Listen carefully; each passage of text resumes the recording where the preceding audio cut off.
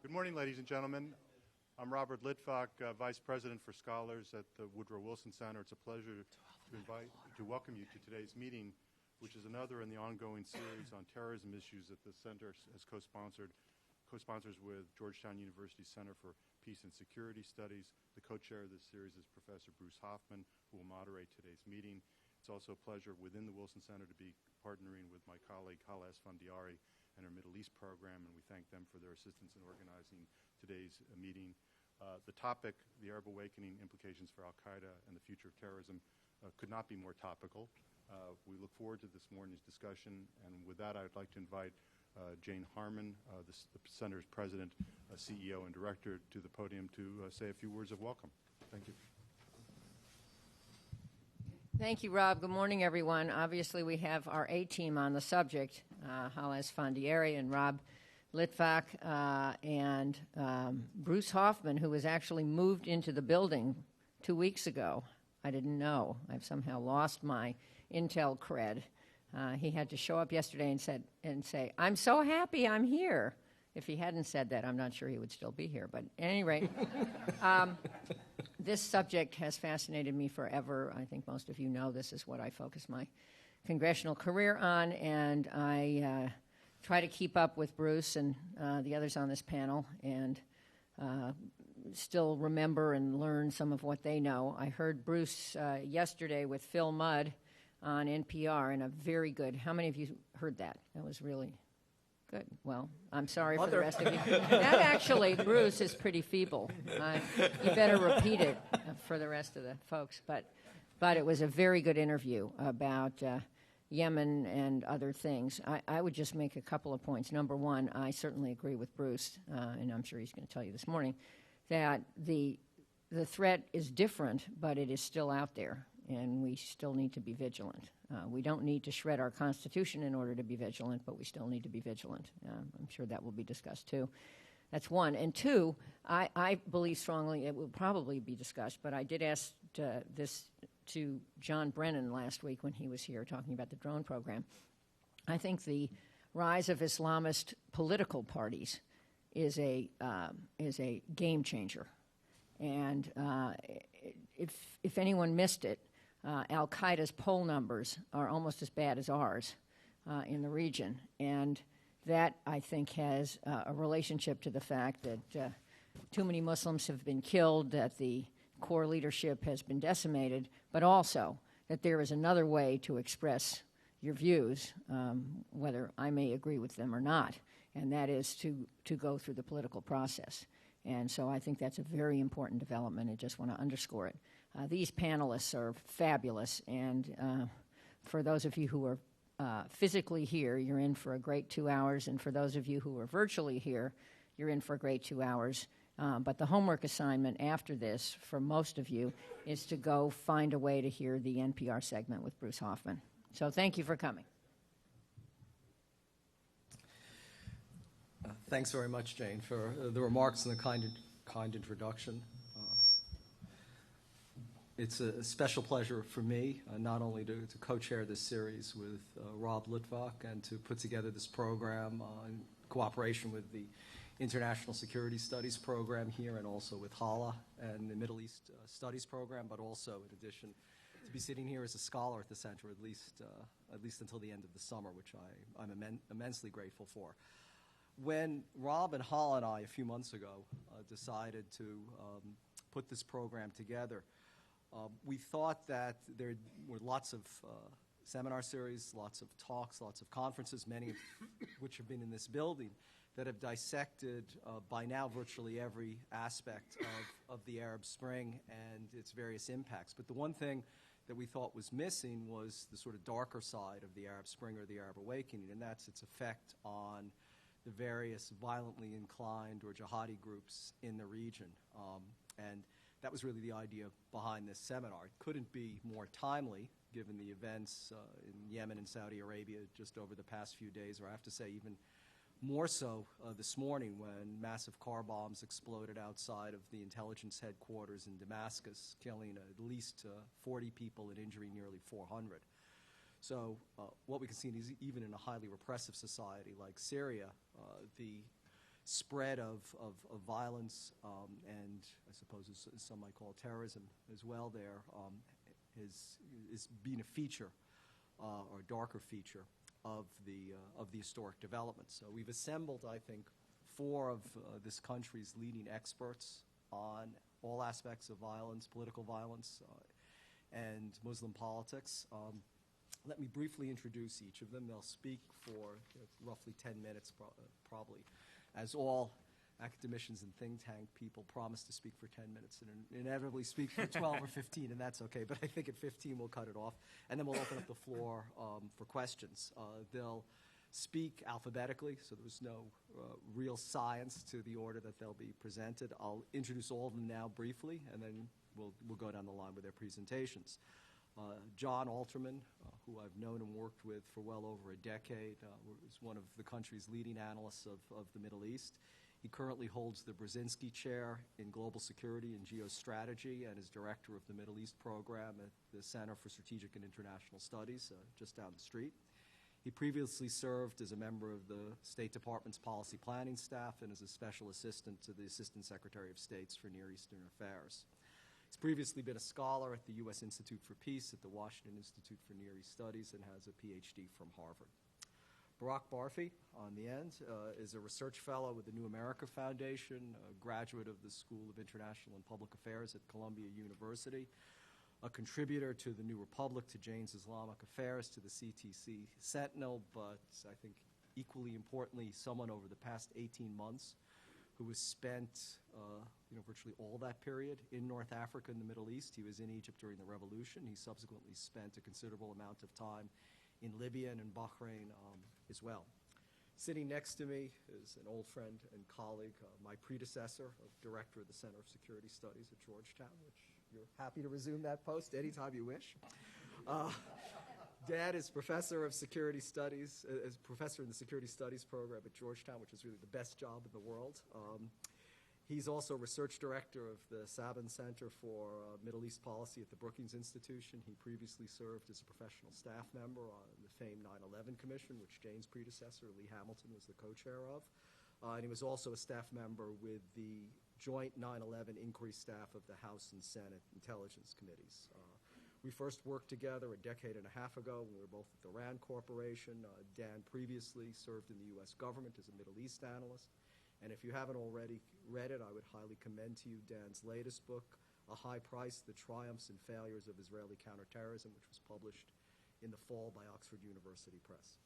And then finally, to my right is David Garstein-Ross, who's a senior fellow at the Foundation for Defense of Democracies and a lecturer in world politics at the Catholic University of America. David is fluent in Arabic, as well as 5 other languages, or 4 other languages? 4 others. 4 other languages. He's the author most recently of Bin Laden's Legacy. He also has very recently completed detailed research into Al-Qaeda and the Arab Spring, making use of over 100 primary source jihadi documents in their original language. He graduated magna cum laude from New York University Law School and is now completing his PhD at Catholic University. So thank you all for agreeing to participate on this. And John, if you could lead us off, that would be great. Sit or stand, you can. Whatever you're more comfortable. Maybe easier just to sit, but either is Okay, fine. that's great. Thank you very much. It's a pleasure to be here. It's a special pleasure to be in the Moynihan Room since I put in 2 years working for the senior senator from New York. I promise not to imitate him for the rest of the session, although I could. It seems to me that the great threat of Al-Qaeda and Al-Qaeda-affiliated movements was always that they would go from the fringe to the mainstream. Right? The real threat of Al-Qaeda was that this would infect the entire Muslim world, would turn 1.3 billion people violently, murderously hostile against the West. And it was clear, I think, several years ago that that effort had failed, that part of the Al-Qaeda program to really infect the mainstream of Islam was a failure. They sought to build on this broad sense of dissatisfaction, which was certainly present throughout not only the Arab world, but deeper parts of the Muslim world, but they ultimately failed to secure legitimacy. They weren't able to create hostility to governments that redounded to their benefit, and they're unable to win a sort of grudging acceptance of their leadership. There are a number of reasons why this didn't work out. One, I think, and a very important one, was they ended up killing a bunch of Muslims. They killed an awful lot of Muslims. In fact, they killed more Muslims than non-Muslims. In part, this was because of Iraq, but it was really throughout the world that if you could find a doctrinal excuse for killing non-Muslims, that's one thing. But they never were able to find a doctrinal excuse for killing as many Muslims as they did. I think another stumbling block was they never really presented a positive agenda. Right? Al-Qaeda was always negative. And in a world of politics, negative campaigning has its role, but ultimately there has to be something positive out there. And there wasn't anything Al-Qaeda could point to that people were really attracted to. If you want to look at the sort of proto-states of Al-Qaeda, the Islamic State of Iraq, nobody wanted to live in the Islamic State of Iraq. Nobody wanted to live in Afghanistan controlled by Al-Qaeda either. Right? So I think that ultimately they never put out the positive image they needed to. A third piece, which I think has often been underappreciated, and I was just talking to somebody in intelligence community yesterday who said, yeah, I don't think that was such a big deal, but I do think it was a big deal, is that states really lined up strongly against Al-Qaeda. And it seems to me that people systematically forget, and it was two pieces of the state involvement. One was intelligence and law enforcement, right? That they helped surveil, they helped infiltrate these groups. We know a lot more about them because we had state intelligence services, which were relatively effective, certainly against precise targets, on our side. But the other piece is that the states lined up the clerical establishment to delegitimize Al-Qaeda, to delegitimize the ideology of Al-Qaeda. The clerical establishment in all these states is institutionally opposed to challenges, institutionally and I think religiously opposed to innovation. Innovation is like a slur in Islamic jurisprudence. And that's what they used to apply to bin Ladenism. They were terribly threatened by bin Laden's ideology. We saw this both in Saudi Arabia, where the religious establishment came to swing against Salafi jihadism after 2003, not after 9/11, but after two attacks in May and November of 2003. You really saw this coming full bore in about 2007. You had a bunch of the Sahwa clerics, like Salman al-Auda, who had been imprisoned in the 1990s for criticizing the monarchy, for not standing up against the West enough, but came down very hard against bin Laden in 2007. In Egypt, the 2007 repudiation of jihadi ideology by Dr. Fadl, also known as Sayyid Imam al-Sharif, was really, really important in taking away the religious legitimacy that made religious figures at least say, well, we don't want to create fitna, we don't want to create conflict within the Islamic community, we don't want to criticize other clerics.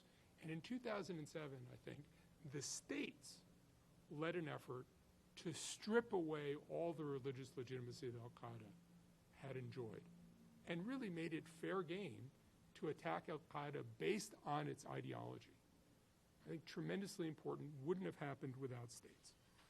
Okay, so if the states are really important, what do you do now that the states have basically failed? Right? So in the wake of the Arab Spring, suddenly all the people who had played a tremendous role, the intelligence services who played such an important role fighting Al-Qaeda, suddenly are discredited. The intelligence services in Egypt, more than any place, are still licking their wounds in the wake of the fall of Mubarak. I think that it creates a problem because the grievances haven't gone away. The grievances are more internal, but the larger problems that Al-Qaeda was feeding on haven't gone away. It seems to me that the future of this organization as a mass organization is dim.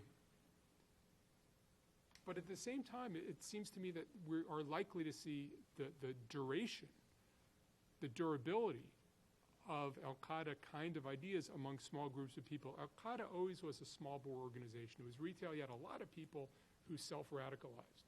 A huge amount of autodidacticism, people who read something on the internet and decided this was something that really spoke to them.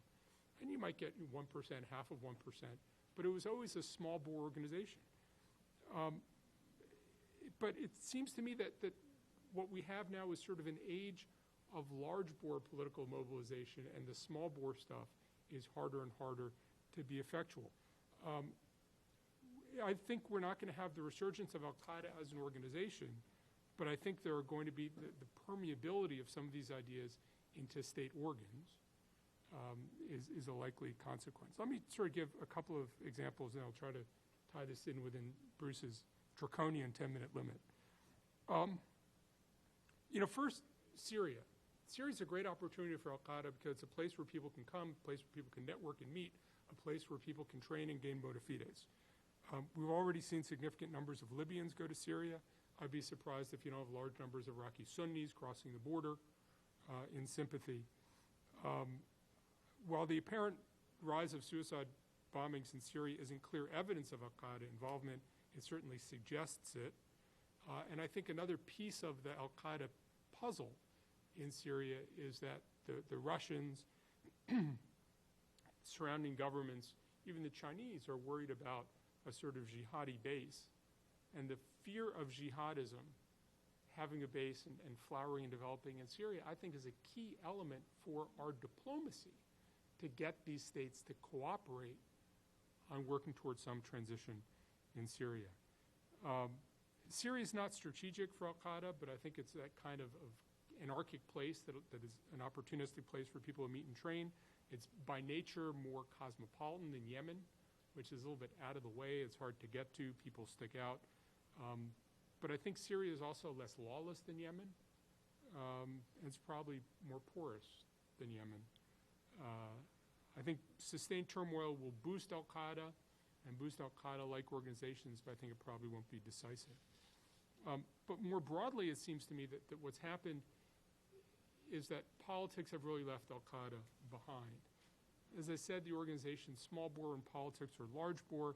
What strikes me as most impressive about these, both the Muslim Brotherhood groups and the Salafi groups in Egypt, where I was an election observer in December, is their ability to mobilize tens of thousands of volunteers and the ability to reach millions of adherents through institutional activities. That is stuff you can see and stuff that your people, your supporters can see. It's distributing food, it's creating clinics, it's doing all those things. And when you have an election, it's having a tent at every polling place telling people where to go. And the ability not just to have 10 people do something in a cell, but to scale and recruit and identify talent in a massive way is clearly where politics are going in the Arab world, at least for the indefinite future.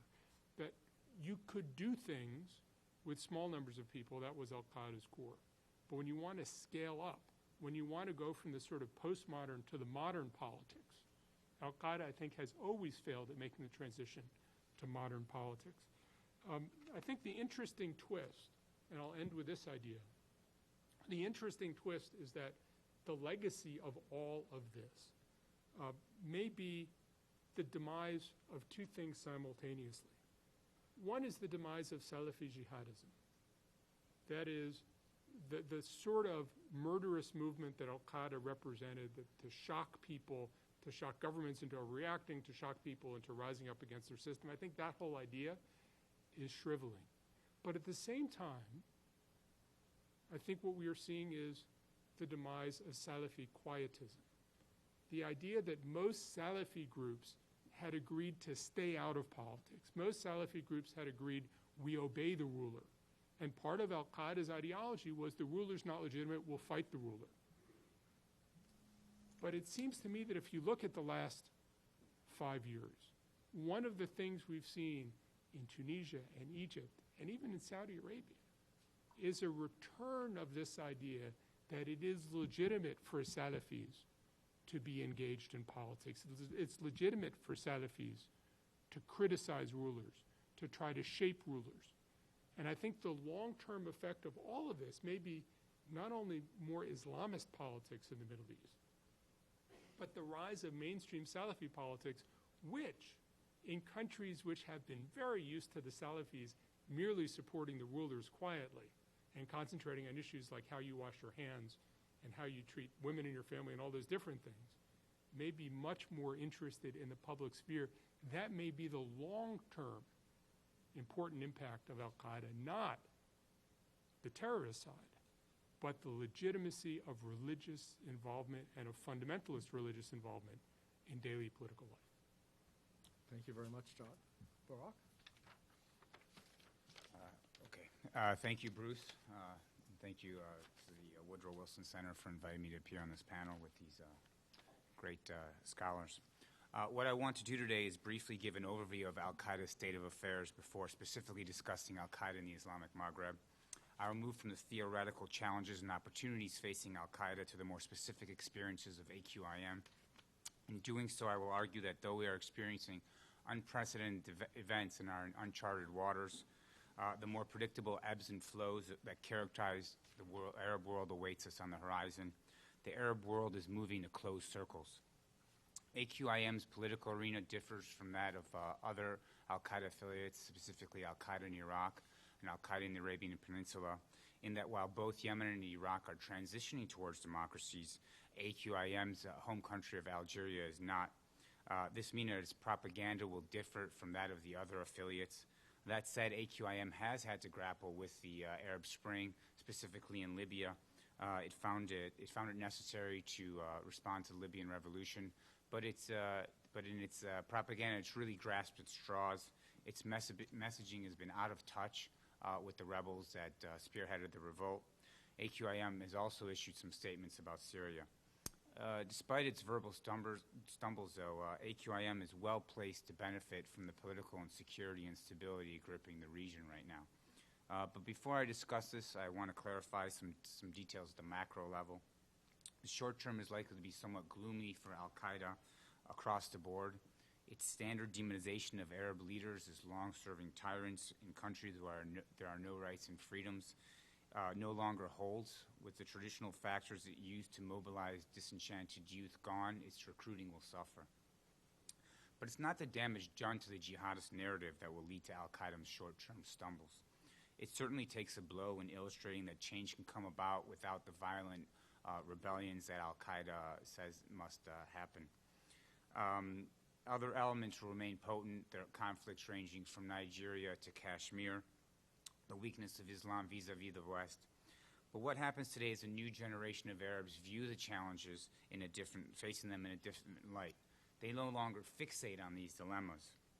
New generations of Arabs will be enticed by the allure of democracy and the role they can fulfill in building free societies instead of dying for Islam on the battlefield against infidel occupiers. Youths are likely to believe that the advent of democracy in Arab societies will lead to the type of prosperities that exist in the West. They will view nation building and the establishment of vibrant civil societies as their chief priority. This will be their jihad, a word so corrupted in today's Islam. We are returning full circle to the hope of Nasserism and Pan-Arabism in the 1960s, 50s, and 60s. The beliefs that Arabs will succeed, that they are destined to do so. Thus, in the short term, al-Qaeda will suffer setbacks leading to temporary marginalization. However, in the mid to long term, al-Qaeda will be well placed to pick up the pieces. Arabs will discover that democracy is not the elixir promised them. Even if Western-style democracy does take root, with the rooting out of corruption, the lifting of censorship, and the establishment of responsive government, there remain the societal and economic problems that have plagued the region since the end of the colonial era. Arabs have not proven they're willing to move past the social strictures that govern their societies. It's an argument that Hisham Sharabi makes much better in his book Neo-Patriarchy than I can here. If Arabs continue to mimic and merely adopt democracy on the government level without really asking what it means for their societies on the personal level, the tangible change stemming from the embrace of democracy is likely to be minimal. The pessimism that Islamist groups feed off is bound to return. The doom and gloom atmosphere Emmanuel Sivan sketches as the milieu Islamists create is on the horizon. Sivan speaks of the gap between expectations and reality as a powerful recruiting tool for these organizations. As their democracy founders, we will see a closing of the circle. So what I did here, let me see if I can make it big. Oops, I gotta go back here. So what I've done here is I've collected, I went through some Salafi texts, both Salafi jihadists and theoreticians, and I called their statements on democracy. I chose two leading Salafi thinkers, Abu Muhammad al-Maqdisi and Muqbil bin Hadi al-Wadi, and then 2 practitioners of al-Qaeda, Abu Musab al-Zarqawi and Abu Yahya al-Libi. Basically, let's just look at the last one. Abu Muhammad al-Maqdisi is one of the leading Salafi thinkers of our generation. He was the spiritual mentor of Abu Musab al-Zarqawi before they broke. Just the last statement there, these representatives, i.e. parliament deputies, are in truth idols planted in office, worshipped idols and alleged gods installed in their pagan temples and fortresses, parliaments. These are very, very hostile statements to democracy. Every one of these people makes the same types of statements. You look at Abu Musab al-Zarqawi, who needs no introduction. The desire to summon the people to judge or any other authority other than Allah. I'm sorry, let's go to the one above. The obeyed legislator, that means a congresswoman, as Congresswoman Harriman was. The obeyed legislator in democracy is man and not Allah. This is a source of disbelief, policyism, and going astray. These thinkers are very hostile to democracy. They think that it's a religion in itself. Basically, what will happen is that al-Qaeda's criticism of democracy will leave it well placed to pick up the pieces in 5 to 10 years. The organization will have ready-made answers to explain what went wrong. It will be able to argue that the embrace of Western ideas in Islamic societies was doomed to fail. Islam, the organization will claim, has its own unique set of values that were corrupted by the imposition of alien ideas such as democracy. Drawing on hundreds of works which have denounced democracy over decades, al-Qaeda ideologues and recruiters will be prepared to argue that only its ideology can lift Islamic society from its doldrums. The setbacks Arab societies will face will in effect allow al-Qaeda to close the Pandora's box open in Tunisia and return to the traditional functioning of Arab society which it has grown accustomed with. The frustrations will return and so will al-Qaeda. But to succeed, al-Qaeda needs to stop playing on the protesters' battlefield. It needs to return to its Salafi roots. It cannot win if it continues to argue that its rebellions spurred the revolutions by weakening the authoritarian regimes which fell.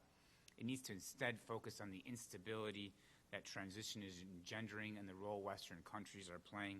It needs to emphasize that the Crusaders are exploiting the political uncertainty and making inroads in Arab societies. This will exploit Arab fears. If you take a country like Egypt, people are very wary of foreigners right now. They think that they're involved in plots to undermine the state. The uproar surrounding the Western NGOs, such as NDI, only feeds into these fears. The next battle for al-Qaeda will be the Constitution. Basically, what we're seeing here is 22 Arab countries along with Iran, and what we're looking at is the darkest colors are countries. The dark green colors are countries where the Constitution is exclusively based in Sharia. We have light countries, Mauritania and the Gulf countries, where the Sharia is an important source of law. And then we have the yellow countries where the Constitution is inspired by Sharia. Basically, the game plan for the, you can't hear. Okay, so the game plan. Just grab the microphone. The game plan for the Islamists now is to turn these yellow countries into dark green, to make the Constitution based exclusively on Sharia. In the long term, they will likely fail in that task. Al-Qaeda will then criticize Islamist groups such as the Muslim Brotherhood and the Salafis for not pushing for constitutions based exclusively on the Sharia. Al-Qaeda leader Ayman al-Zawahiri has already said, quote, "If elections are held under a secular constitution and this is not accepted," unquote, this will be the Achilles heel of Islamist groups vis-a-vis al-Qaeda. Now I want to turn specifically to AQIM. Al-Qaeda exploits not only ungoverned spaces but undergoverned areas, not only ungoverned and undergoverned areas, but also conflict zones.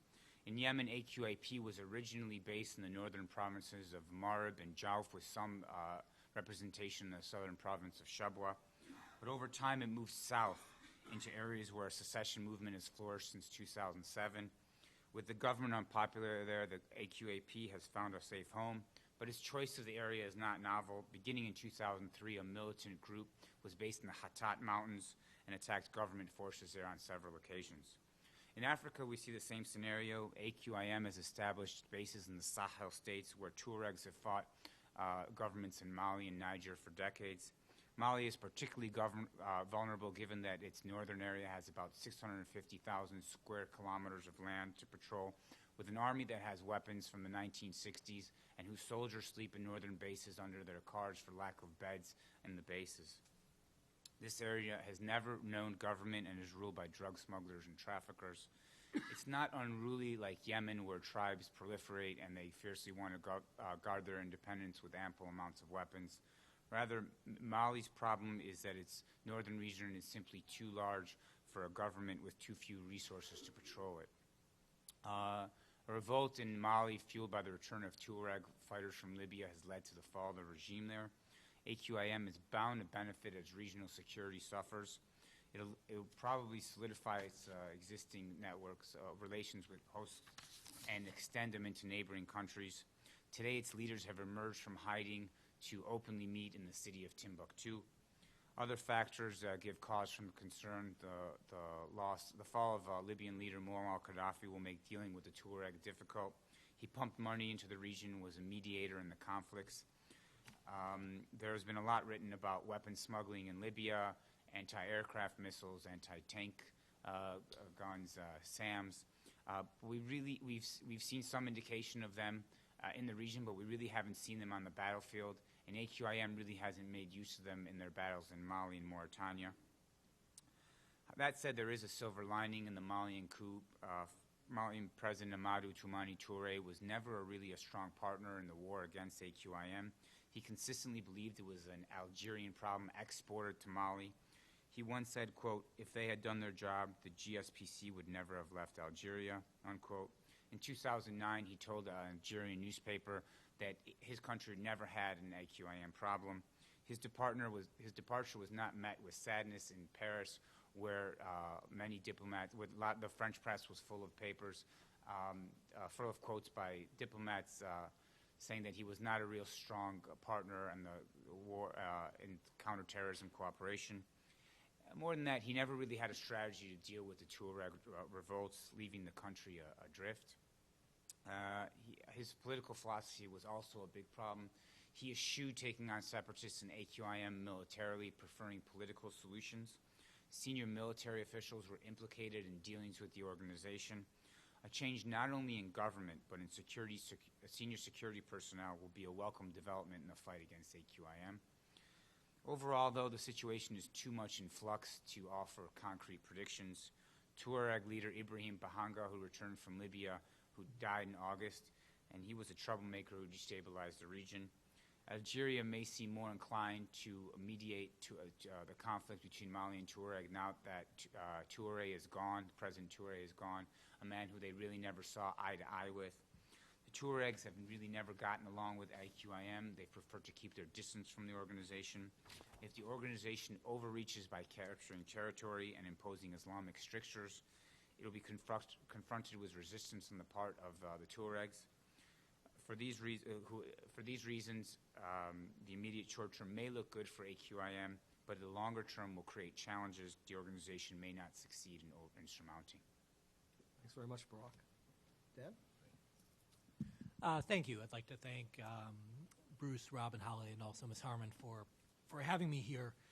I'm going to talk very briefly about the Arab Spring in general and then give some thoughts on affiliates, but not on AQIM, because I think Barack has done an excellent job on that.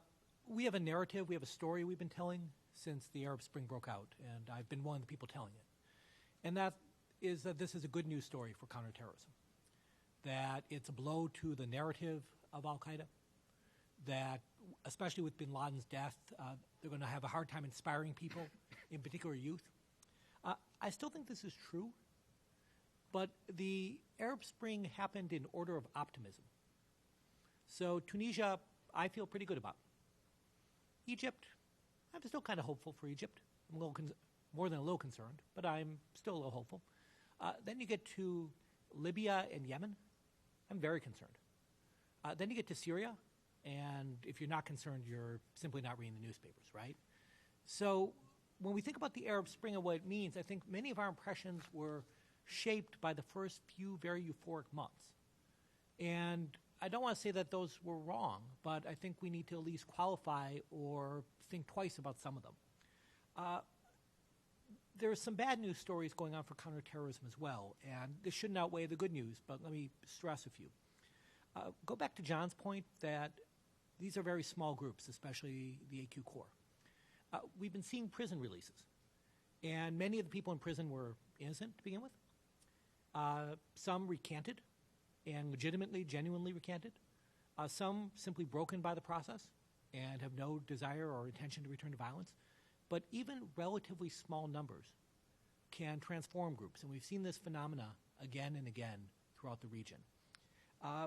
In addition, as John pointed out, there's less counterterrorism cooperation, or at least the risk, because governments are changing.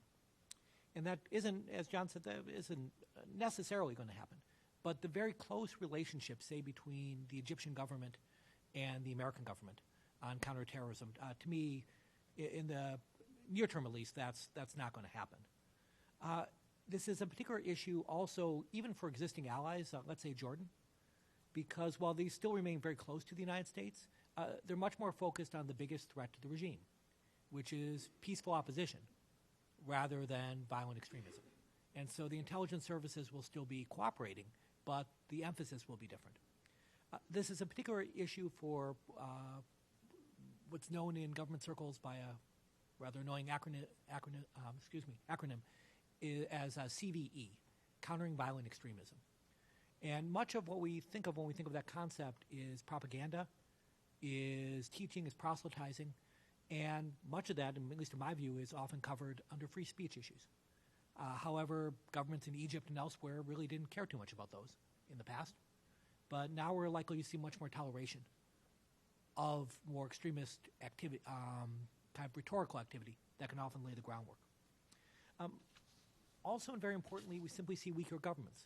So Libya and Yemen, and of course, especially in Syria, whatever happens, you're going to see governments less able to enforce order. And by being less able to enforce order, they're simply less able to stop small groups from enjoying considerable operational freedom. And this is in addition to some of the phenomena John mentioned in Syria, where groups like Al-Qaeda can rush in and kind of take advantage of nasty situations there. But the biggest thing is, to me, is the question really of it may be successful revolution and democratization that is a huge blow to Al-Qaeda. But what about unsuccessful democratization and revolution? John said, and I think he's right, that we're seeing the rebirth of Salafi activism here. What happens if they are denied what is legitimately theirs through the political process? What happens if there are deals cut by authoritarian elements or simply other groups that shun them and put them to the side? I have trouble predicting American politics within the next week or two, let alone the idea of predicting what's going to happen in Yemen or Libya in the months to come. But I think we could say if we look around the region that in some countries things are going to work and some countries they're not. And I'm saying that really as a social scientist, where there's just a lot of uncertainty and sometimes the pennies land on heads and sometimes they land on tails. In the cases where things don't go well, then you have a real problem, which is people feel that they tried peaceful politics, they tried the legitimate system, and they were denied that. And that's a recipe for radicalization. That's Algeria in 1991, right, where you had a peaceful system that very quickly turned violent for reasons I think many people in this room could understand, that people tried peace, and when peace doesn't work, you consider other means. Let me talk very briefly about the affiliates now. So much of whether you think things are going well or poorly on counterterrorism against Al-Qaeda comes down to the affiliates. Because the core is small, it's been hit hard by drone strikes, death of bin Laden, we can go on. But if you accept that the affiliates are part of the organization, then you have tens of thousands of people active in a fair number of states and so on. The truth, I think fairly obviously, is somewhere in between, right? The bin Laden letters were fascinating in this regard, showing the core's limited control of the affiliates, showing the damage to the brand of the affiliates, but there's much more to it than this. It's not simply that the affiliates were bad news for Al-Qaeda, and we're praising things that Bruce has done recently on the subject. Let me praise his piece in the Wall Street Journal recently that looks at the bin Laden letters, because I think there's been a bit too much optimism derived from them, and Bruce is a corrective to that. I would urge you to think of the affiliates differently. Remember, the affiliates that we're talking about, whether it's Iraq, whether it's in various fighters in Yemen, whether it's the Maghreb, started off independently. So it's not like these were al-Qaeda organizations that are suddenly out of control. These are organizations that were independent that have slowly moved towards the core. So their targeting has become more anti-Western in a regional sense. Their rhetoric has. We even see al-Qaeda, the Arabian Peninsula, embracing attacks on the United States. So it's not, yes, it's clear to me the core does not control them completely, or even in most things. But that's the wrong baseline. The baseline should be, where was this 5 years ago, where was this 10 years ago? And it's moving in the wrong direction. Also, and very important, is these affiliates can tap into diaspora groups. And so whether it's groups that are not affiliates but are linked to al-Qaeda that can tap into the Pakistani community in the UK, whether it's the Somali diaspora, that you have different connections that enable these groups to reach out around the world in a very different way than what we think of the al-Qaeda core as doing. And this was part of the bin Laden goal. He wanted to inspire others to work towards his goals. Very unusually for a terrorist leader. I don't really know any other way to put this, but he played very nice in the sandbox. You know, he was someone who was really willing to cooperate, to support others. No one, people could disagree with him, and he continued to work with them. It was very, very patient, very slow, and in that part, very successful. And to me, the affiliates can certainly be seen as a glass half empty, but I actually see them from al-Qaeda's point of view as a glass half full in long-term perspective. I'll conclude by saying that the affiliates raise a tension between the United States and its allies, where the affiliates often turn against the United States or join with al-Qaeda, not always, but in a number of cases, in part because they failed. So they fail locally. They fail to overturn the government. They fail in a basic insurgency strategy to produce change. And that leads some to drop out. It leads some to continue the old struggle. But it leads some to embrace a more global agenda that bin Laden represents. And so ironically, the United States wants these groups defeated, wants them crushed because they're threats to local allies and they're bad guys in general. But when you succeed in that regard, you have a risk that part of them will spin off. And that, again, these parts might be very small. But if you think of the al-Qaeda core as a couple hundred people, and you say they're only going to gain 50 here, 100 here, that's actually quite sizable relative to the overall size of the core. Let me conclude there, and thank you very much. Thanks very much, Dan. David? Thanks, Bruce, and thanks also to the Wilson Center. It's an honor to be part of this distinguished panel. So debate's currently raging in the West, and that's reflected in the remarks on this panel about the impact of the Arab Spring on al-Qaeda-inspired terrorism. One important voice that has often been missing from this debate as we try to evaluate the impact has been that of al-Qaeda and other Salafi jihadis themselves. Jihadi perceptions of the Arab Spring are important, not because we can simply take them at face value and declare them to be the true reading of these events, but rather because if we look at the first 11 years or so of what we've dubbed the War on Terror, we've made grave errors often when we've failed to understand the enemy. And likewise, if we try to understand the Arab Spring and what it means for al-Qaeda without understanding how they view it, we could similarly be making a grave mistake. So I undertook a recent study to address this critical gap in our knowledge, along with my colleague Tara Vasafi, who's here in the room, the results of which are going to be published in the November 2012 issue of Studies in Conflict and Terrorism.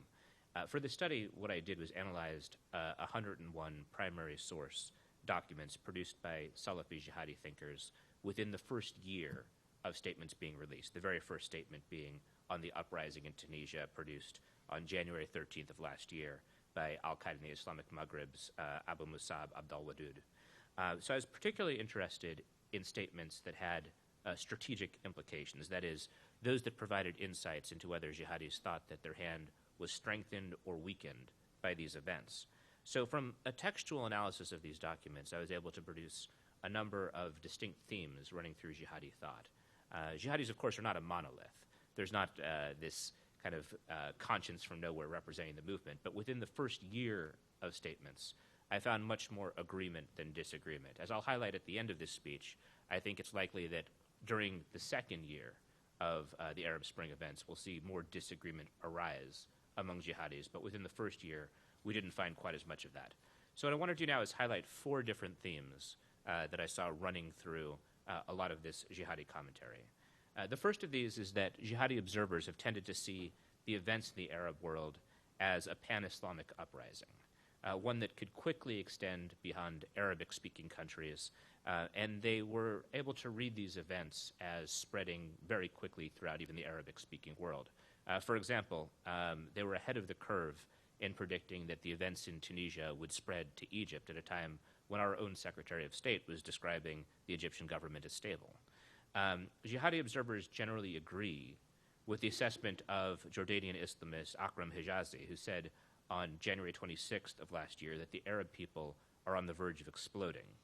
The Arab regimes are failing at all levels, in their view, politically, economically, socially, culturally, so a number of governments could fall in rapid succession. And from the jihadi perspective, this kind of chaos is a very, very good thing, especially if you look at the grandiosity of their goals, something I'll talk about in a few moments. The second theme I want to highlight is that jihadi observers have broad agreement within the first year of the geopolitical implications of regime change. They believe that the regional uprisings demonstrate either American weakness or, at the very least, the limitations on American power. So they believe, for example, that global infidelity, as they describe it, would have intervened to prop up Ben Ali in Tunisia had Western countries not realized that no matter what they did, that government would inevitably fall. The late Anwar al-Awlaki argued that the American response to regional events was also a lesson to U.S. allies that America was a bad ally. He had described Mubarak, for example, as a staunch ally of America, pointing to such things as his support for the peace process with Israel, his alleged support for the Iraq War, his clampdown on Egyptian Islamists. What Awlaki said is, Mubarak did the dirty job for Americans, but in spite of that, how did the Americans treat him in his moment of need? As Malcolm X would have liked to say, he'd been bamboozled. America duped him, then dumped him. Are the rest of America's servants, Awlaki asked, littering the scene from Morocco to Pakistan, paying any attention? A separate but related theme is that these revolutionary events will hurt Israel. Due to the long-standing Egyptian peace treaty with Israel, jihadis perceive the fall of Mubarak as a significant strategic setback for the Jewish state, a perception shared by many outside observers, of course, including many Israelis. And further, the surviving apostate regimes, as they are called, are seen as also being among the geopolitical losers. Akram Hijazi said that the Arab states can be divided up into only 2 categories. Those whose populations are already engaged in violent uprisings, and those who have a semblance of security, but whose people are boiling inside. There's a perceived linkage amongst the regimes. When one falls, that endangers others. And Saudi Arabia in particular has been singled out as a country they would like to collapse, and one that has been seen as a counter-revolutionary force throughout the region. Now, this point has received little attention in the West, but you'll remember John referred to the clergy that has so often delegitimized al-Qaeda, said that they did not stand for true Islam. Now, one thing that jihadis believe is that as these events, these uprisings, delegitimize the regimes, so too will they delegitimize the clergy that stood behind the regimes. As Abu Muslim al-Jazari notes, the clergy had deterred people from joining the ranks of al-Qaeda by referring to them as takfiris, extremists, kharijites. To Jazari, as the old regimes are swept away, so too will be the clergy who was preventing you from us. A third theme, is that jihadis believe that their movement will largely gain. Their intellectuals have outlined 4 distinct advantages that they think will come to them in the short term. Daniel Byman hit on a few of these. They've pointed, for one, to the various figures who have been released from prison. They've pointed to the ability of jihadi groups to control territory, such as the territory controlled by al-Qaeda in the Arabian Peninsula in Yemen's Abyan province, the expectation that jihadis will gain from the revolutions because they were a part of the revolutions, and finally, the fact that even in the near term, they expect to have greater freedom of mobility greater freedom to act in ways that they simply couldn't before under the old regimes. So they thus believe that even though the demonstrators may largely have been secular in outlook, that they have mutual interests with the demonstrators. Of course, the revolutions aren't their end point. They have much broader goals, which brings me to my fourth and final point, which is goals and strategy. Now, to most people in this room, the Al-Qaeda's goals and those of others similarly minded Salafi jihadis should be fairly familiar. They have not abandoned these goals. In the short term, in the more immediate term, implementation of Sharia is one of their goals, something which in jihadi rhetoric has become a more immediate thing rather than distant. And then the reestablishment of the caliphate, ever a perennial dream for these organizations, has also remained.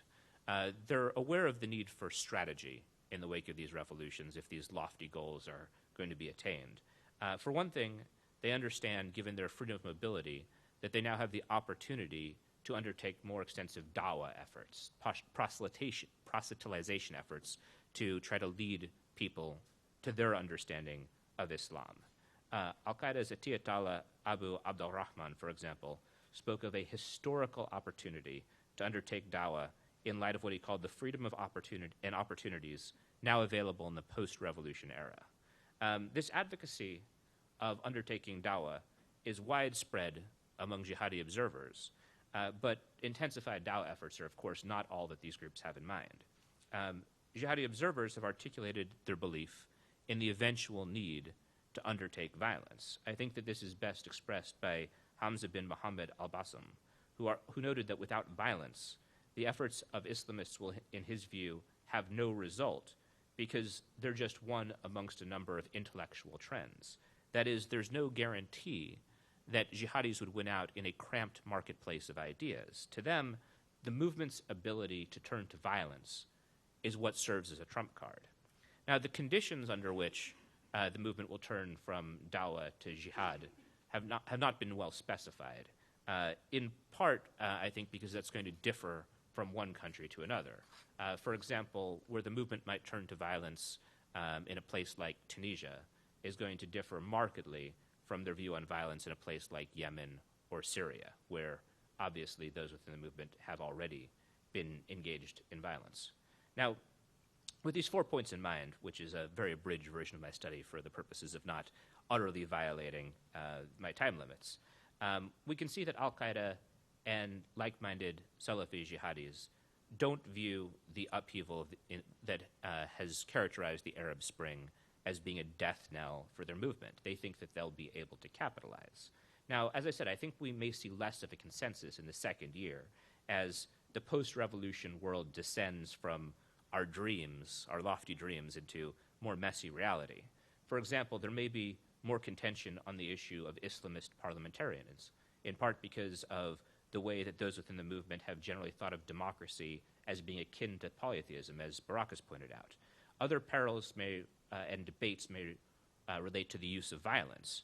That is, if extreme Salafis are embracing electoral strategies, where does that leave the reason for being for the movement? But though these challenges may be looming, within the first year of statements on the Arab Spring, jihadis were much more unified and far more optimistic about their ability to capitalize. And I would argue that without understanding how these groups view the uprisings, we will be at a grave disadvantage in predicting the future of the movement and reacting accordingly. Thank you. Thank you all very much. Secretary Gates used to like to say that when intelligence analysts smell flowers, they immediately think funeral. I think in this case, though, all four of you have provided a very needed balance or corrective between sort of the heady optimism the past 18 months and then some of the darker dimensions of the potential future. In addition, as John said, has been very draconian in telling our guests how long they should speak for. I also had supplied them with 8 questions that they should address, and they did a remarkable job of addressing all 7. So before I open The questions were remarkable. There's one question, though, that no one answered. If any of you would like to answer it, because I think it's important. It was the one thing out of the 8 that wasn't touched on, and this is, How do you think it might unfold, or it's likely that al-Qaeda or jihadi groups might exploit or manipulate sectarian tensions in the region? I mean, this is a particularly big issue in Syria, but what would your thoughts be on that? And also, Egypt, certainly it's important, but elsewhere as well. Anyone? I'll say this is a double-edged sword for the group, right? Where what we see for the core is that they've wanted to focus attention on the United States in particular and on various regimes. And so they're looking at kind of, I would say, strategic political change. What we see, though, among many of the local groups, many of the people from which they want to recruit, these sectarian issues matter much more. And the sectarian issues, though, have the potential to drive the movement in a direction that the core has, in recent years, strongly resisted. So in Iraq, we saw tremendous tension, of course, over this issue. We've also seen, one of the interesting things from the bin Laden letters was the desire to actually give an olive branch to Egypt's Christians, right? And again, this was kind of moved out. I don't think it would have worked, but it was something that was derailed by sectarian violence in general. So sectarian violence is something that can incite support for very extreme Salafi jihadist movements who can pose as defenders of the community, who can pose as defenders of the faith, who can excite passions, all of which is very good for the movement. But at the same time, it's not what the kind of bin Laden Zawahiri part of the movement have cared about. And as a result, to me, they will try to exploit it, but it's very risky for them. Sectarian tensions can sometimes lead to a backlash. In a place like Egypt, it can lead to a nationalist backlash. Instead of seeing yourself as a Muslim, you're now seeing yourself as an Egyptian. Al-Qaeda was quick to issue a denial that it was involved in the, I think was it January 2011, or December, I think, attacks on Coptic churches in Egypt. Sectarian tensions, when you talk about sectarian tensions, again, you're talking about killing Muslims, and this really turns people off in Islamic, in Arab countries. In every country where you've had attacks, Al-Qaeda attacks or violent attacks, the people turn against it. We look at a place like Jordan. Abu Musab al-Zarqawi had great popularity in Jordan until the November hotel bombings, and after that, there were processions in the street against him. His tribe took out pages in the newspaper to condemn him. So this is when you focus on sectarian tensions, you're going to have that backlash. That said, in a place like Syria, the sectarian tensions are very, very important. It's something that al-Qaeda can really feed on. First and foremost is that the regime are infidels. The Alawis are not Muslims. You cannot really find an Islamic scholar who's going to issue a non-political fatwa that the Alawis are Muslims, other than Musa al-Sadr, who did so in the 70s under the pressure from Hafez al-Assad. So you're going to have that pull. In a place like Saudi Arabia, where there's so much hostility to anything that is not Wahhabi Hanbali Islam, you're also going to see these people are very mobilized. They want to go fight. They'll want to fight non-Muslims, and that'll really be used as a recruiting tool to galvanize them to come to places such as Syria. Okay, well, the floor is open now for questions. If you could please identify yourself and if you're comfortable where you work or what you do.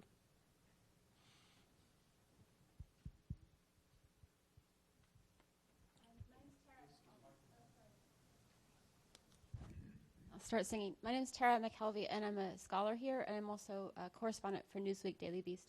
And I'm wondering if you can tell me a little bit about the Obama administration and their efforts to promote democracy, like how the Obama administration officials have shifted in their approach and how that's been seen in Egypt and in other places. You mentioned NDI, for instance.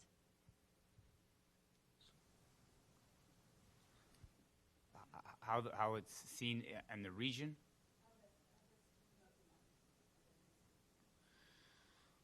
It's a double-edged sword, and it really goes between countries. And you go to a place like Libya, and Obama and Sarkozy are really respected, and we see that in the Abbottabad letters that I I think the capturing of the French, the hostages, they didn't want to have, Al-Qaeda core did not want to have problems, they didn't want AQIM to cause problems with the hostages now, and because France had so much popularity.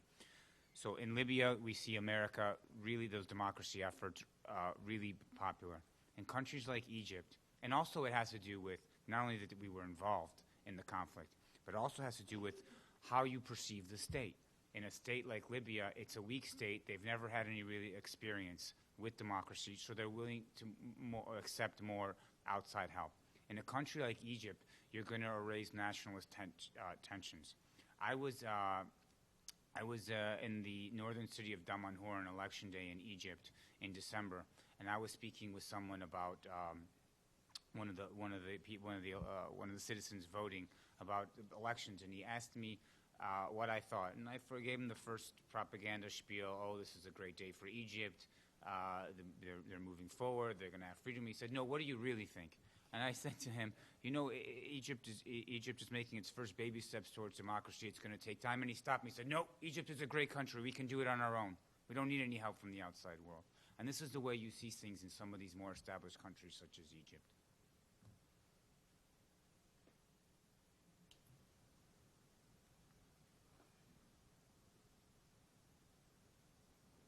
Yeah, Mark. Hi, David Lowe, Oxford Analytica. You speak about the rise of Salafi political power in various countries, and then assuming over time that their ability to govern and address challenges is modest, if perhaps even not successful. Does that lead to the possibility of institutionalization of terrorism? That is to say, rather than the pieces being picked up by Al-Qaeda, the governments themselves start to engage in some form of violent activity.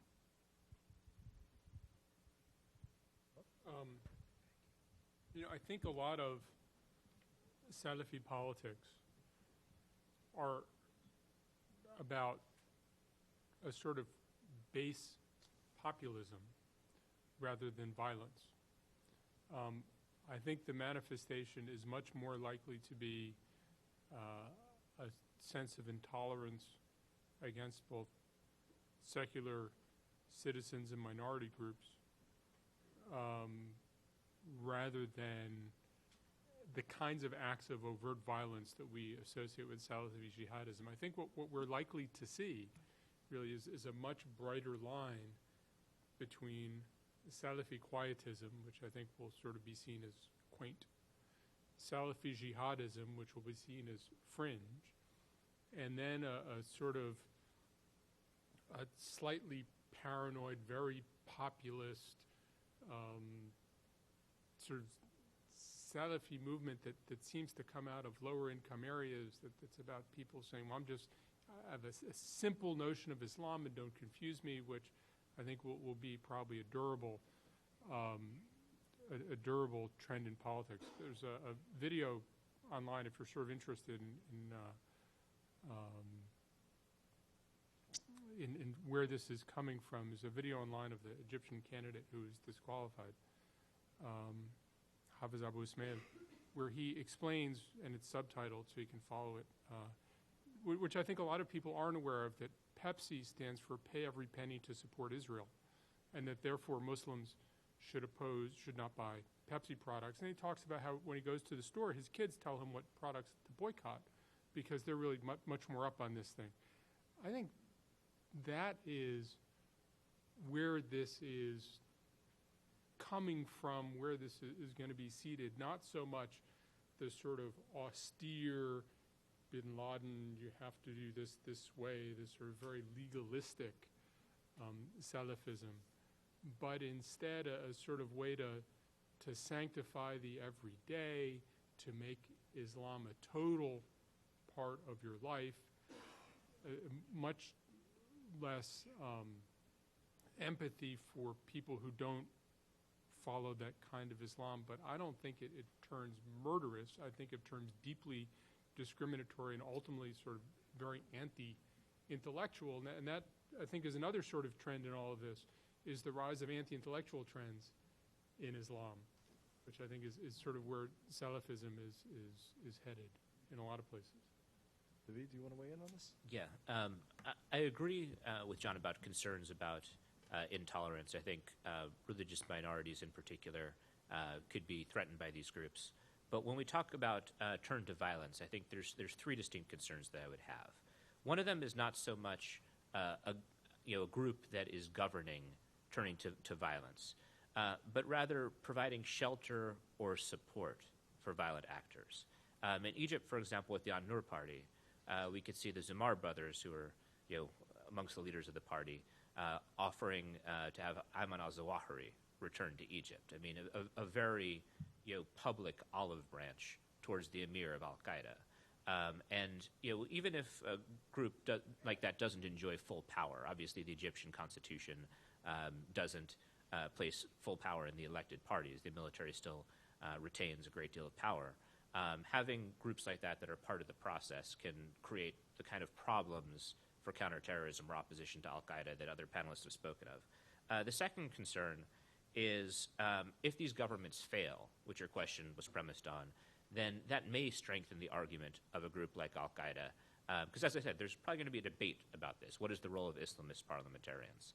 And the way ultimately I expect al-Qaeda to frame it is, these are half measures. I think there will be differences in terms of how ecumenical Salafi jihadis are towards Islamist parliamentarians.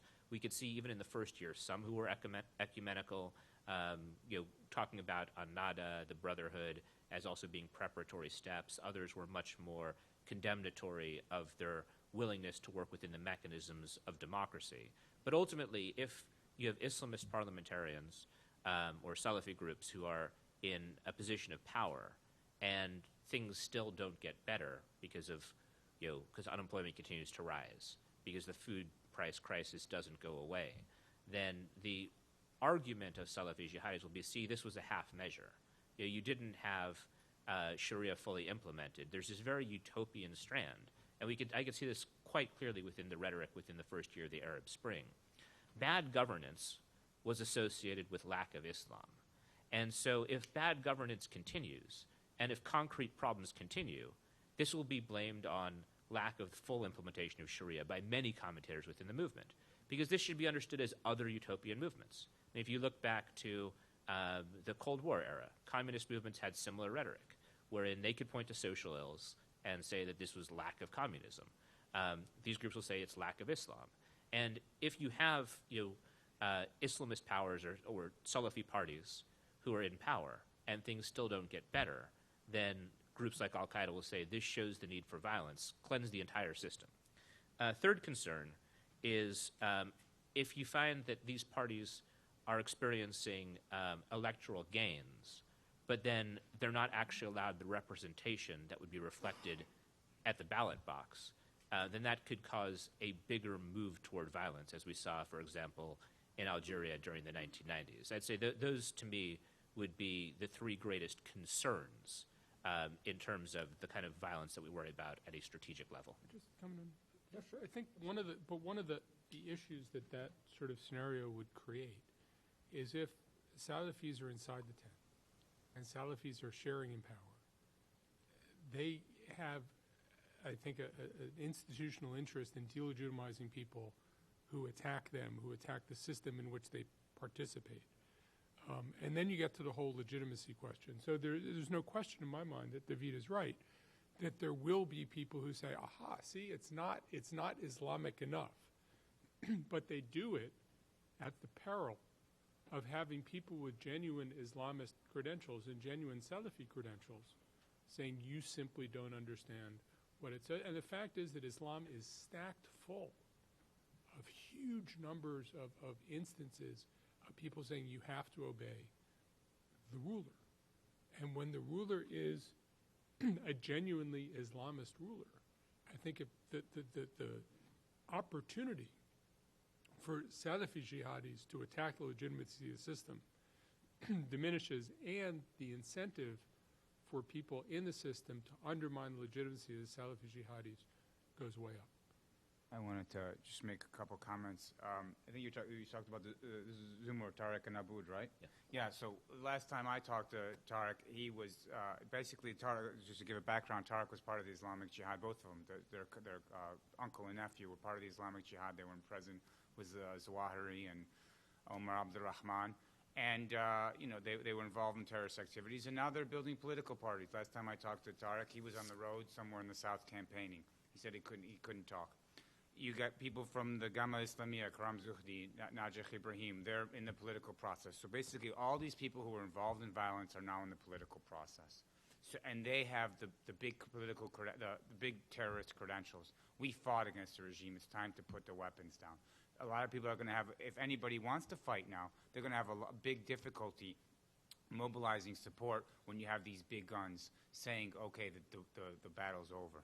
That said, when we look at areas like the Palestinians, when one party has entered the political process, it's created a vacuum in the resistance, and another party has filled it. We saw that with Fatah and the PLO moving into the political stream, opening the game up for Hamas to take over in the 80s and the 90s. Once Hamas came into power in the 2000s, now we see these Salafis groups rise up in the Gaza Strip and try to pick up the mantle of resistance. So we're going to have a problem. We may have a problem in that area. And basically, just to address what John said, it's true. Salafis. If you look at the great medieval Islamist thinkers, jurists, it was all about obey the ruler, even if he's unjust. You have that strong fitna. Al-qatl ashad min al-fitna. Fitna ashad min al-qatl. Chaos is greater than killing in Islamic societies. That's the big thing. They never wanted fitna. They never wanted chaos. That said, however, jihadists have always found a way to find theoretical doctrines to skirt those issues. John talked about that they had a problem killing fellow Muslims, so they found this obscure medieval concept called the taras, or shields. If the enemy is shielding himself with Muslims, it's permitted to kill the Muslims to get at the enemy. Jihadists will always find ways to get around these things ideologically. Mark? Hi, I'm Mark Mazzetti with the New York Times, and I'm a scholar at the Wilson Center. Question for any of the panel, and I came in a few minutes late, so I apologize if this has been addressed, but it's a question about Yemen. And, in addition to the sort of indigenous unrest in Yemen with the Arab Spring, you have pretty extensive American counterterrorism operations, drone strikes, a lot of killing of AQAP leaders and other operatives. I'm wondering how much that, in your mind, is impacting the growth of AQAP, the strength of AQAP. In other words, is Yemen becoming, is AQAP becoming stronger in part because Yemen is the new place, like Iraq used to be, to fight the Americans? It's the new hotspot. So how much is the American operation? How much are the American operations impacting the group itself? I don't think it's becoming a new hotspot to fight Americans, in part because you can't really effectively fight a drone. Now, that being said, we shouldn't view the drones as costless when it comes to strengthening ACAP's hand. If you look back to the series of 2009 drone strikes, for example, that were targeted at ACAP but cost a lot of innocent lives, that's something that drove some of the tribes into ACAP's hands. But I don't think that the fact that there are drone strikes is something that in and of itself makes ACAP stronger, because people will want to come there to fight Americans, simply because the mechanism to fight Americans doesn't really exist. That being said, there are plenty of things that they can fight. The regime, for example, you have a number of reporters who've gone into ACAP-controlled areas and have found a number of interesting things, one of which is the governance that ACAP has been setting up, including a fairly strict implementation of Sharia law, as well as another interesting thing being the prevalence of drones within these areas, kind of an omnipresent thing that, amongst other things, has discouraged people from massing in too big of groups due to fear of being struck. I mean, if I may, what Yemen provides is a lawless base close to Saudi Arabia where people can train and network. You have bomb makers who operate there. If you are trying to affect the Arabian Peninsula, Yemen is not a bad place to do it, and I think AQAP has effectively used the base they have. Now, one of the weaknesses of Yemen is that it's fairly deeply penetrated by Saudi Arabia. So it's not totally scot-free, and I think we've seen in the last week an example of Saudi Arabia's reach. I mean, Saudi Arabia spends more than $1 billion a year on Yemen, and $1 billion buys you actually rents you an awful lot of loyalty in Yemen, except the bill keeps coming due all the time. But, you can do an awful lot of damage with $10,000 in a Land Cruiser if that's what you're offering somebody, as you know. So it seems to me that as an organization, having Yemen as a base works pretty well. And I think the likelihood that Yemen will disappear as a base for AQAP in the near term is low. But again, I think it's very important to distinguish between, and this is, I think, the part of my talk that you probably missed at the beginning. It's very important to distinguish two different threats from Al-Qaeda. One is the idea that Al-Qaeda is going to infect mass politics. I don't think there's a threat of that happening in Yemen or anywhere else right now. And we've talked about, what Al-Qaeda would say and what the Al-Qaeda ideologists would say. Fine, but we're talking about a group of a few hundred people with maybe several thousand people who follow what they say. But in terms of, is there a place where you can get enough resources and networking to get a bomb built and onto some sort of public transportation? I think Yemen provides it. Yemen is tied into the transport hubs that go through the Gulf. We saw it with the disrupted bombing plot on the UPS freight. We saw it with the two underwear bombers. I mean, it is enough to do individual acts. I think it is a miserable base if what you're trying to do is change the nature of government in the Middle East, in Yemen or elsewhere. If I could add briefly on this point, the efforts by the al-Qaeda branch to really try to govern parts of Yemen will be fascinating because, as we've discussed on this panel, the jihadists in government have largely failed.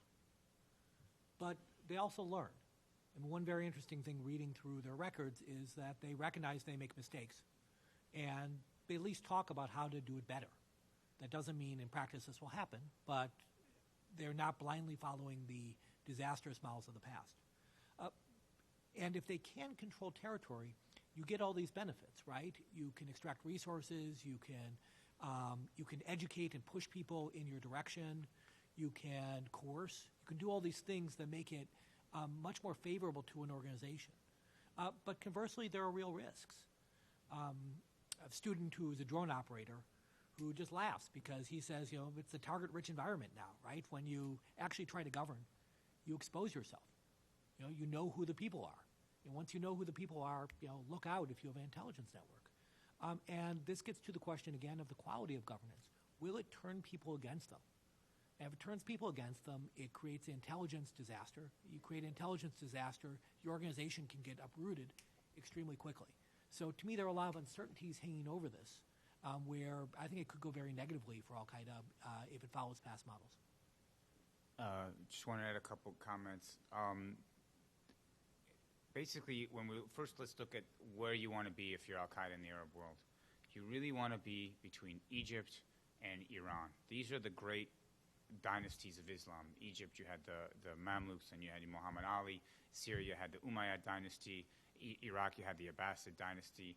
And then maybe you want to be in Saudi Arabia because of religious sites, but there's not a lot of Islamic history in Saudi Arabia after the 7th century. AQAP's in Yemen. It's the end of the Arab world. A minor Shi'i sect ruled there because none of the Sunni empires wanted to come down there. So you're really at the end of the world. Yes, John's right. It's very close to attack Saudi Arabia. The borders are very porous. You can pay $50, $60 and you get in the morning in Sana'a, and some will smuggle you across to Mecca in the evening. But we don't see AQAP moving in attacks against Saudi Arabia. We see it in Saad al-Malaham, their journal, talking about these things, but it's never been done on the ground. Yes, the attack against Prince Mohammed, but that was about it. We're not seeing a lot of attacks in Saudi Arabia. So that's one of the problems there. As for its strength, AQAP cannot be overestimated. You can't really say enough about how good the organization is. They've never really alienated the tribes. They're working together there. They don't make the same mistakes that other al-Qaeda affiliates have made. Also, when we talk about governance, like Dan said, the bar is so much lower in Yemen than other countries. All they want is stability. They want stability and security. I mean, I read about in one chat room where the militants who are running the show down there, this guy, somebody owed him money and reneged, and the guys went to Aden and they picked him up and they brought him back and they were able to solve the problem. There's not governance issues like in a place like Egypt, so it's really the bar is so much lower there.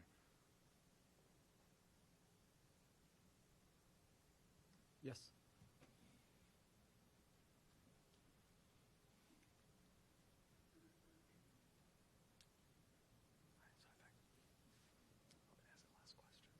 Hi, my name's Joe Baresi. I'm just a grad student in the Security Studies program at Georgetown. I was just wondering if any of the panelists could comment on the increased instability in the Sinai Peninsula post-Mubarak and what implications that could have for being exploited by al-Qaeda or any other jihadi groups. What is happening in Sinai began under Mubarak. This has been steadily developing, and Sinai has always been undergoverned, if you want to call it that. Add to that, the situation in Gaza led to smuggling networks in and out of Gaza to Sinai that were tolerated in a way by the Israelis as well, but certainly by the Egyptian regime. And so when you have smuggling networks, understandably, you have corruption. You have often sub-state actors that have considerable political power. You have weapons going back and forth. Add to that Bedouin population that was always discriminated against and certainly not integrated. So you have a host of problems there. Then, of course, since the Arab Spring, the security presence largely crumbled. Conversely, you had people leaving prisons and so on who went to the Sinai because it was as close as you get to a haven. So you had this mix of poor governance, under-governance, economic instability and smuggling, along with a mix of whether it's kind of influences from Hamas over in Gaza or, I think more dangerously, a stronger Salafi jihadist influence, all kind of brewing in Sinai. So you see lots of different activities, some of which seems to be criminal violence with an ideological veneer. Some of which seems to be genuine kind of al-Qaeda inspired, I don't want to say al-Qaeda, but al-Qaeda inspired sort of violence directed at Western targets, support, of course, for anti-Israel violence. I'm actually tremendously worried about this because of the potential for escalation between Israel and Egypt. Really, almost a year ago, you had the attack that came through Sinai on the Israeli resort town of Eilat that killed 8 Israelis. You had Israeli hot pursuit. You had, I believe, 5 Egyptian security forces die accidentally in that hot pursuit. Both sides, very credibly, stepped back from the brink.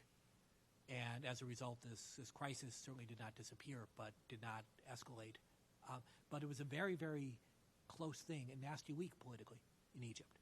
I think as politics has heated up in Egypt, the ability of Egyptian politicians of any sort to back away from a confrontation with Israel is much less likely. Conversely, on the Israeli side, they're increasingly saying that they may not have a partner in Egypt and need to take matters into their own hands. From a U.S. point of view, that will put the United States very much where it does not want to be, which is choosing between its closest ally in the Middle East, Israel, and its desire to have a good relationship with the new governments, especially Egypt, that are emerging. And so, to me, this is a dangerous situation for all 3 countries. Dan's being too optimistic because you mentioned the inflow of weapons from Libya. Yes, right? which have flooded in. Who knows how many man-pads are out there, who's buying them.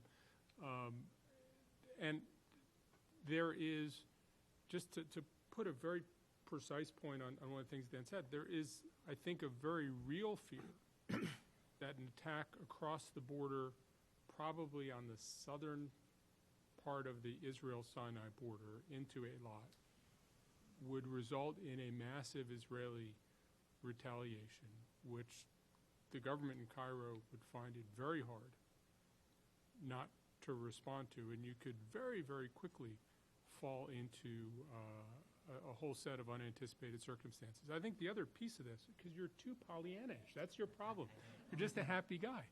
I mean, the multinational force and observers have had all kinds of problems in Sinai in recent months. Their bases have been surrounded by, whether armed gangs, whatever, that the ability of the Egyptian government to extend security into Sinai has been diminishing steadily and has diminished especially sharply after the fall of Mubarak. And this is a growing problem which, quite frankly, I don't think they've begun to figure out how to address. And a lawless Sinai with a huge number of people who feel discriminated against, disempowered, you have all kinds of networks that go in and out, is a problem for Egypt, it's a problem for Israel, it's a problem for Egyptian-Israeli relations, and because of the multinational force and observers, it is a problem for the United States and all the other countries that have a military presence in Sinai. It's then an economic problem for Egypt because of tourism. I mean, it sort of goes on and on and on, and the fact is this is a problem that right now is getting worse, not better. Rob?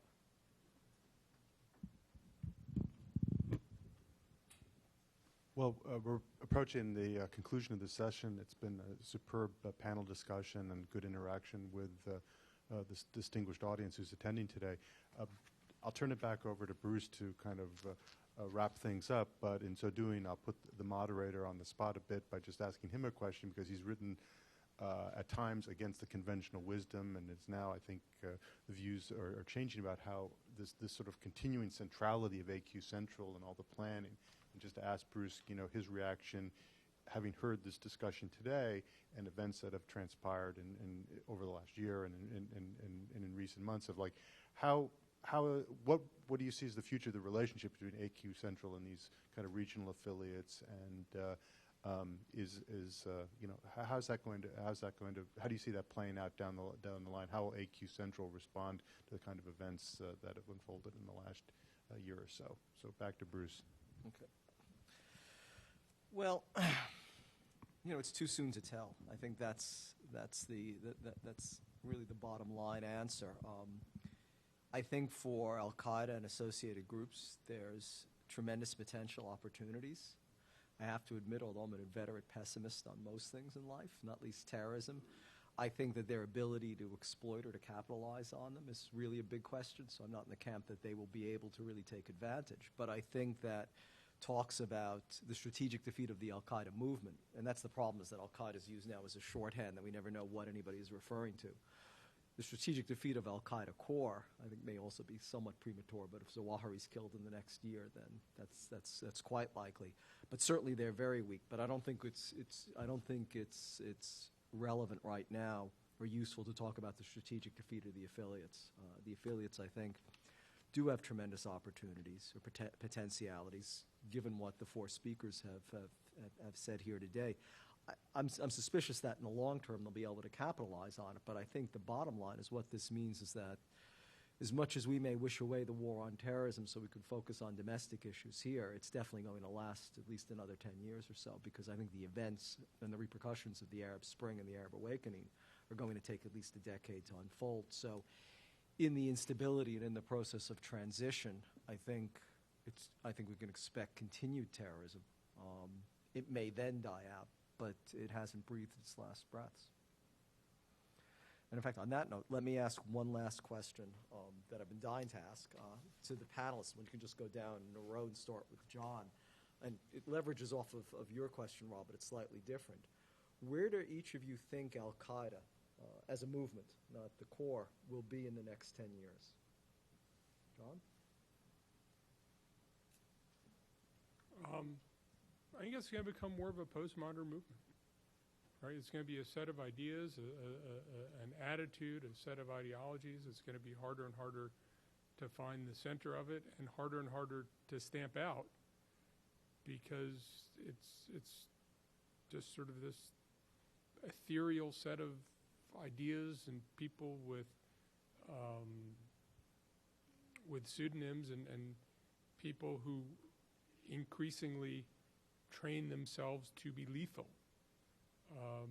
and it becomes something that's out there on the fringes of mental illness and continuing to pose a threat to societies, but not an existential threat to societies or governments. We've discussed a lot of the uncertainties inherent in that question today. So much, of course, depends on a lot of things that are up in the air right now or simply very hard to know.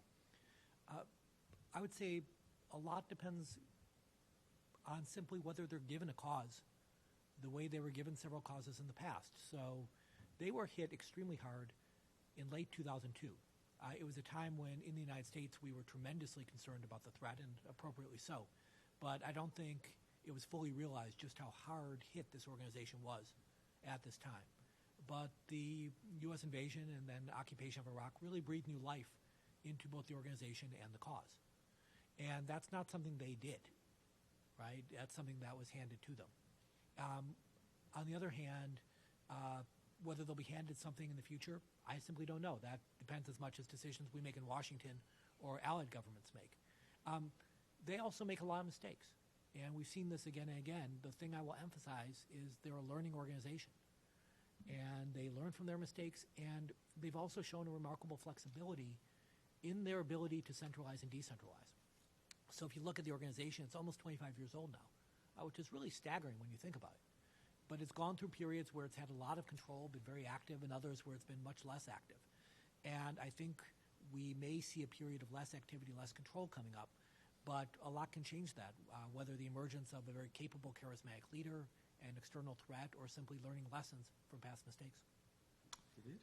I think the fate of Al-Qaeda is very much going to be influenced by other major global trends. I think the two major trends that are going to influence the fate of Al-Qaeda are, first, weakening states. I think we are seeing the nation state weaken.